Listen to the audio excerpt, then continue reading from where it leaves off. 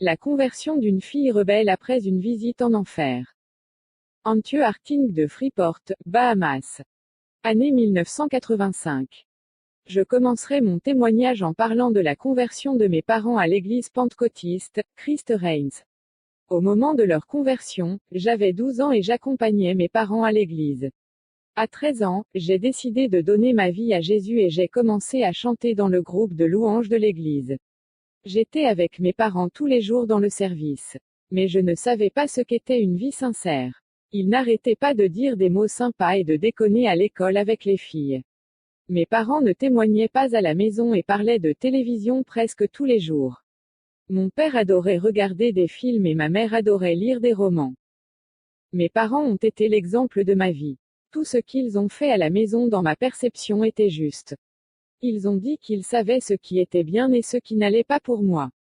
Si mes parents avaient témoigné de vrais chrétiens, j'aurais été un vrai chrétien en observant leur mode de vie et en voulant apprendre. Ces discussions de mes parents avec moi étaient normales. J'y étais déjà habitué et à l'école je faisais la même chose. J'ai discuté de télévision avec les élèves de ma classe et je me suis disputé avec eux tous les jours, bien que je sois croyant. Une nuit, j'ai fait un rêve. Une colombe géante a survolé ma maison. Il a dit, « Je ne suis pas satisfait de votre mode de vie, mettez de l'ordre dans votre maison. » Le lendemain, j'ai fait le même rêve et j'en ai parlé à ma mère mais elle n'a pas pu m'expliquer. Le troisième jour, j'ai fait le même rêve et j'en ai parlé à mon pasteur. Il a dit que le Saint-Esprit voulait m'utiliser et m'a demandé de me repentir. L'église où je me suis rassemblé est un ministère axé sur la louange et l'adoration. L'enseignement est rare et le pasteur n'est pas quelqu'un qui prend la sainteté au sérieux. Cela s'est reflété dans la vie de mes parents et de toute l'église. 3 ans ont passé et moi et ma famille nous sommes toujours rassemblés dans cette église. Il n'y avait aucun changement en moi et je ne sentais aucune différence. J'étais un de ces adolescents impies avant d'aller à l'église.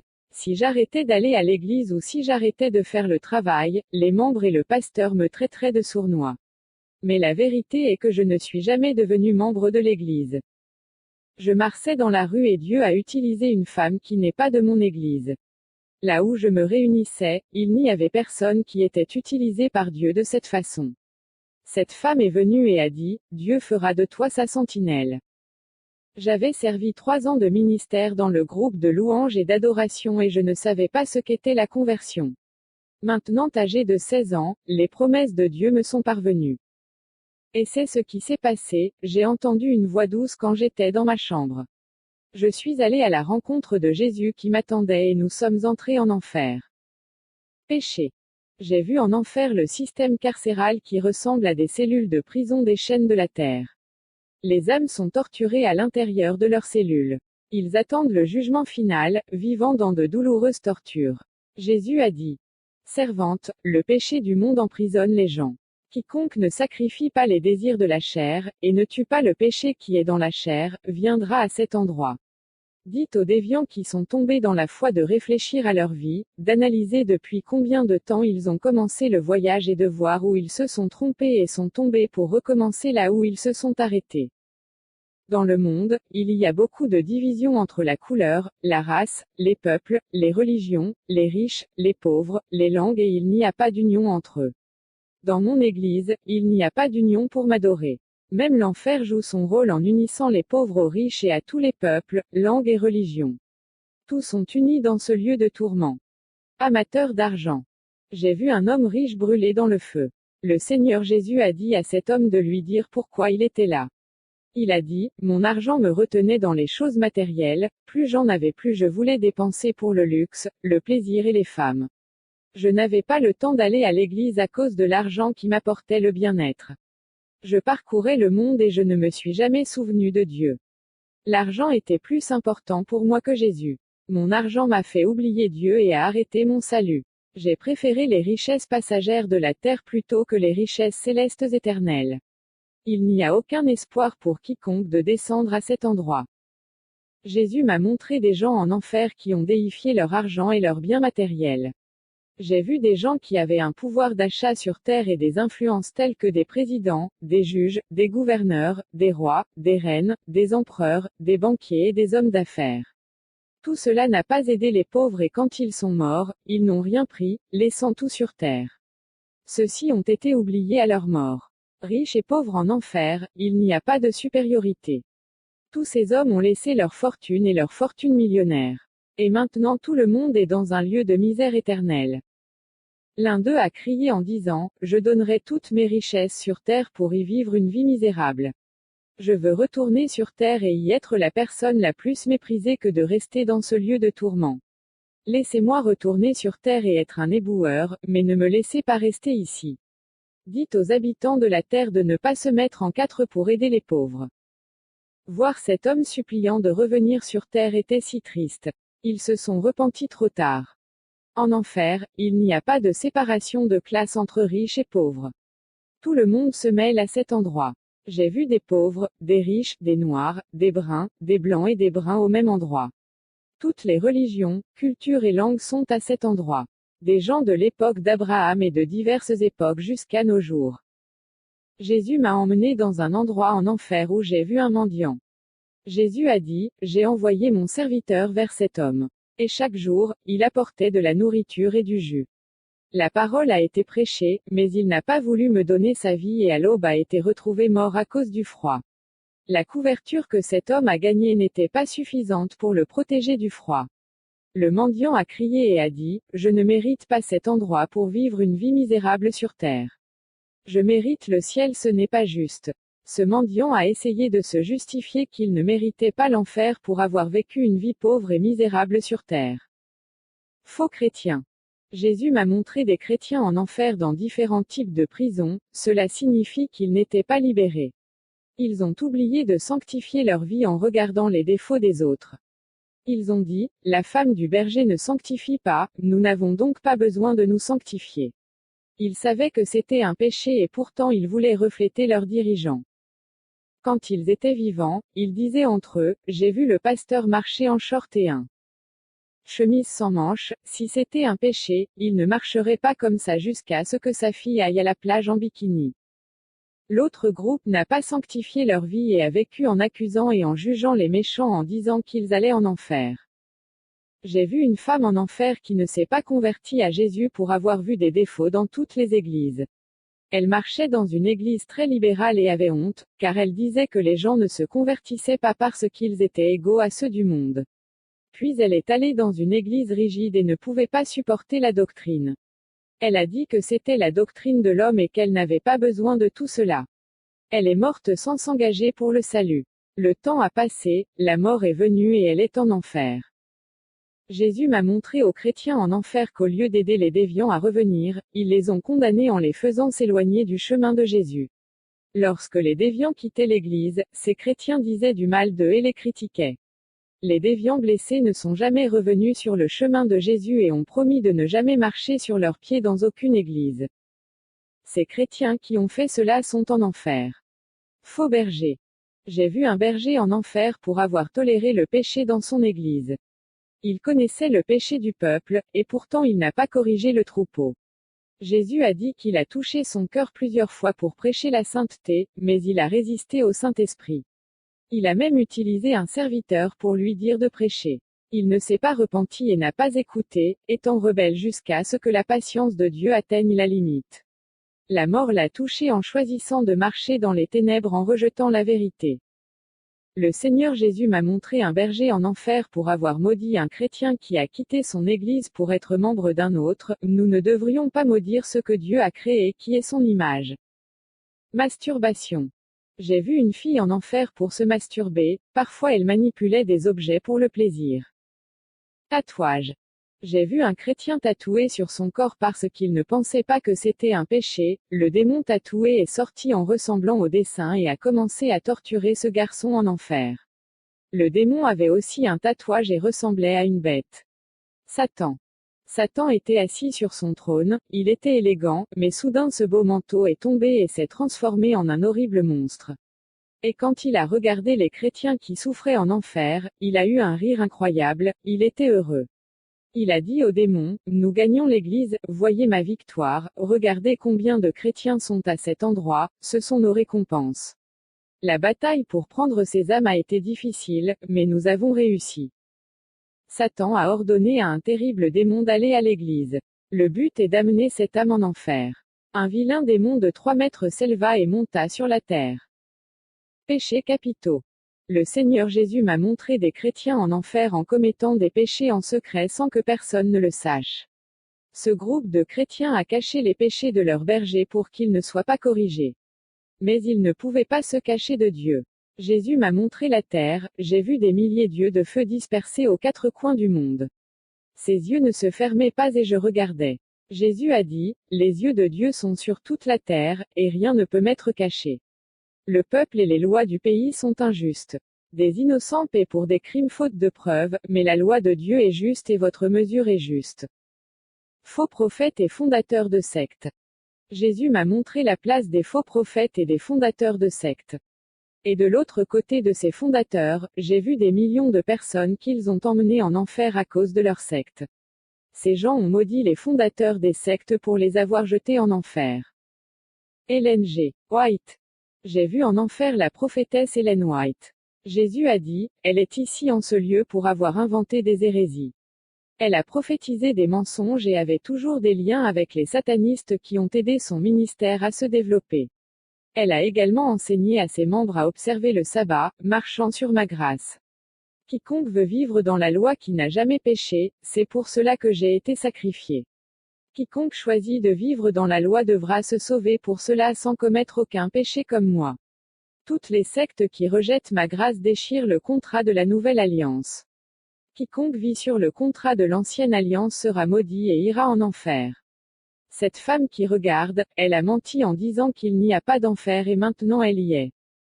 La graine que cette femme a plantée dans le passé produit toujours la disgrâce et la perte de ceux qui croient en ses enseignements. J'ai vu comment les démons tourmentaient cette femme. Plus les âmes descendaient en enfer à cause de son enseignement, plus elle était tourmentée. Depuis la fondation de sa secte jusqu'à maintenant, des millions d'âmes viennent en enfer. Jésus a dit, témoignez pour plus d'âmes afin qu'elles puissent venir au salut et monter au ciel. Paradis. J'étais dans un beau champ plein de fleurs. Un paradis magnifique avec un paysage magnifiquement coloré et brillant. Une ville pleine murée d'or pur et fin. Fantastique architecture céleste, ce que les méchants feraient pour vivre à cet endroit. L'ange est venu vers moi et Jésus nous a laissés seuls. Livre de la vie. Un autre ange est venu avec un livre à la main et s'est arrêté devant. L'ange a ouvert le livre et a montré la date à laquelle je me suis converti, mais mon nom a été effacé en ne vivant pas une vie selon la volonté de Dieu. L'ange a pris un autre livre différent qui est celui de la condamnation. Et quand j'ai vu mon nom là-bas, j'ai commencé à pleurer. L'ange dit, tous les noms qui sont écrits dans ce livre n'hériteront pas. Vie. Je voulais bien habiter en ce lieu, mais ma condition de vie ne me permettait pas d'être indigne d'y rester. L'ange m'a dit que je regardais la vie des autres et ne voyais pas les défauts de ma vie. L'ange a dit, il est temps de regarder votre vie et de voir comment elle se présente devant Dieu. Un miroir d'or, dont le verre n'existe pas sur terre et brille. Ce miroir spirituel est apparu devant moi et a révélé tous mes péchés. Mon visage était plein de rides, mon apparence était celle d'une vieille femme. Je voulais éliminer ces rides pour améliorer mon apparence, j'étais inquiète car je n'avais que 16 ans. L'ange dit, ne t'inquiète pas, ce sont les marques de l'imperfection du péché. Bien que vous soyez jeune, votre esprit est vieux et commence déjà à mourir. Si vous n'êtes pas né de nouveau, vous mourrez et votre limite de vie se termine. Le salaire du péché est la mort. Ces rides sont le péché d'orgueil, d'égoïsme, de manque d'amour pour Dieu et la méchanceté qui est dans votre cœur. Vous vous considérez comme parfait, vous n'acceptez pas la correction et vous ne vous corrigez pas. Vous attendez que Dieu vous corrige, ne laissez pas cette occasion de sentir la touche divine toucher votre vie. J'ai dit à l'ange, je suis si jeune pour mourir, mais je mourrai plus tôt que mes parents.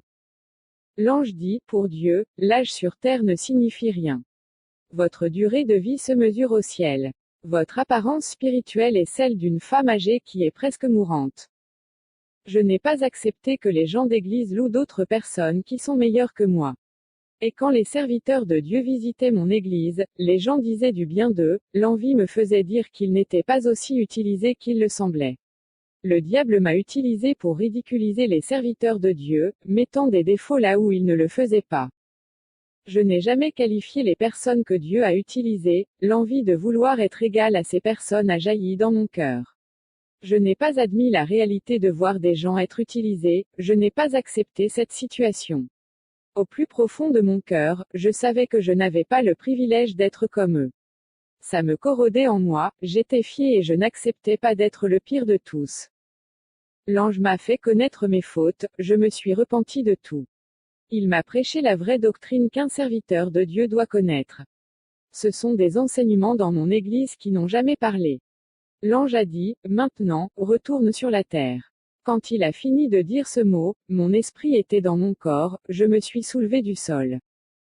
J'ai vu la femme qui m'a apporté la prophétie et lui a dit que je changerais ma vie. La conversion m'est venue pour la première fois après 3 ans d'église. Cette femme m'a dit au revoir et est partie. C'était une personne envoyée par Dieu qui m'a fait comprendre ce que Dieu voulait de moi. Je suis allé à l'église et j'ai raconté mon expérience à mon pasteur. Il a été offensé quand j'ai dit que toute l'église était dans le péché. Toute la congrégation a commencé à me persécuter. J'étais humilié qu'ils disent que je voulais être trop saint. Le pasteur a dit que j'étais dans le délire et l'hérésie pour détruire le ministère. J'ai regardé le visage du berger avec haine, son visage transfiguré en visage d'horribles monstres. Quand j'ai regardé toute l'église, leurs visages étaient des monstres. Le Saint-Esprit a parlé dans mon esprit, ils ont perdu l'image et la ressemblance de Dieu et ont assumé le visage et la ressemblance de leur maître pour qui ils servent. Le pasteur m'a fait sortir du groupe de louanges, je ne pouvais plus chanter. Personne d'autre ne me parlait, j'étais méprisé de tout, j'étais l'étranger parmi le peuple. Je suis retourné à la maison et mes parents qui se sont réunis dans mon ministère ont dit que je n'aurais pas dû parler de mes expériences et m'ont réprimandé. J'ai dit à mes parents, qui croiraient-ils, en moi ou en le pasteur? Ma mère a dit, ma fille, tu as subi un si beau changement spirituel, tu n'es plus une fille rebelle avec tes parents. À cause de votre changement, je croirai en vous pas le pasteur. Mon père a dit que le pasteur est l'autorité de l'Église et que nous ne pouvons pas nous rebeller avec ce que Dieu a oint pour être l'autorité sur la terre. À cause de votre changement, je croirai en vous pas le pasteur. Mon père a dit, si le pasteur se trompe, Dieu me le montrera. Cette même nuit, mon père a rêvé de toute l'Église. Le pasteur prêchait en chair et tout était sombre, sans énergie. Mon père a regardé sur le côté où j'étais assis et une lumière était au-dessus de ma tête. Lorsque cette lumière a touché ma tête, mon corps a brillé partout comme l'étoile. Mon corps a escaladé le plafond et a disparu.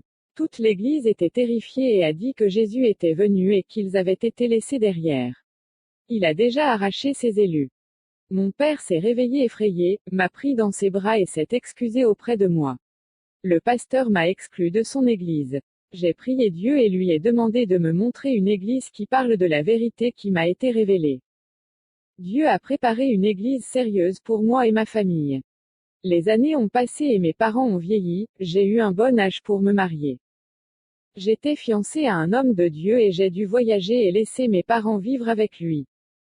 Le mariage était marqué, le père de mon fiancé lui avait fait cadeau d'une maison qui serait notre maison. Mes parents sont d'un âge avancé et seuls, sans personne à charge. J'ai dû prendre la décision de prendre soin d'eux ou de me marier et de partir vivre une vie heureuse. Je ne pouvais pas les emmener avec moi et toute décision que je prendrais devrait abandonner quelqu'un, ce qui causerait une douleur dans l'âme. J'ai choisi de ne pas me marier, ce qui était mon rêve malgré mon amour pour mon fiancé. Je ne pouvais pas laisser mes parents n'avoir aucun poids sur ma conscience qui causerait une blessure en moi. Mes parents étaient malades et marchaient très lentement. Je dois combler le vide de la douleur en me remplissant du Saint-Esprit, puisque j'avais perdu un homme de Dieu. J'ai appris à vivre avec les épines de la route. J'ai affronté l'opposition à cause de Jésus, j'ai gagné des jeunes pour Jésus qui vivaient dans la prostitution, dans le vice de l'alcool et du tabac. Je prêchais la parole de Dieu et j'ai eu une révélation d'une fille qui voulait arrêter d'assister au service et de quitter l'église à cause de ses amis qui disaient du mal d'elle. J'ai demandé à la fille, y a-t-il une autre église près de chez toi? Elle a répondu, non, il n'y a que cette église. J'ai dit, ne partez pas, priez seulement et Dieu opérera. Quelques jours passèrent et ses amis cessèrent de la poursuivre et s'éloignèrent, laissant la fille seule. Nous ne devrions jamais mettre la main à la charrue à cause des défauts de quelqu'un, ils sont tous imparfaits. Toute église, entreprise, école ou lieu rencontrera des problèmes. Ce que nous constatons aujourd'hui, c'est que les dirigeants de l'Église s'apprécient mutuellement et nous n'avons pas à nous habituer à ces échecs. D'autres, pour attirer l'attention, font quelque chose pour être vus par tout le monde au sein de l'Église. Les travailleurs quittent l'Église parce qu'ils se sentent jaloux du pasteur et des autres pour ne pas avoir reçu l'opportunité de congé également, cela ne devrait pas arriver. J'ai vu 2 croyants se disputer. L'un d'eux a dit, « Je ne vais plus à l'église donc je ne vois plus le visage de cette personne. » L'autre répondit, « Je ne me réunirai plus dans l'église, il n'y a plus de climat pour que je reste en ce lieu. » J'ai vu tout cela à travers les églises où je vais prêcher, je ne suis pas un prédicateur, juste un serviteur qui fait la volonté de Dieu qui est de prêcher l'évangile à tous. Les gens ne sont pas d'accord et oublient que Jésus n'aime pas cela. De nombreux chrétiens cherchent des ennuis pour leur vie, à travers leurs attitudes, leurs décisions et leurs pratiques sans la direction de Jésus. Je termine mon témoignage, que Dieu bénisse l'Église. Amen.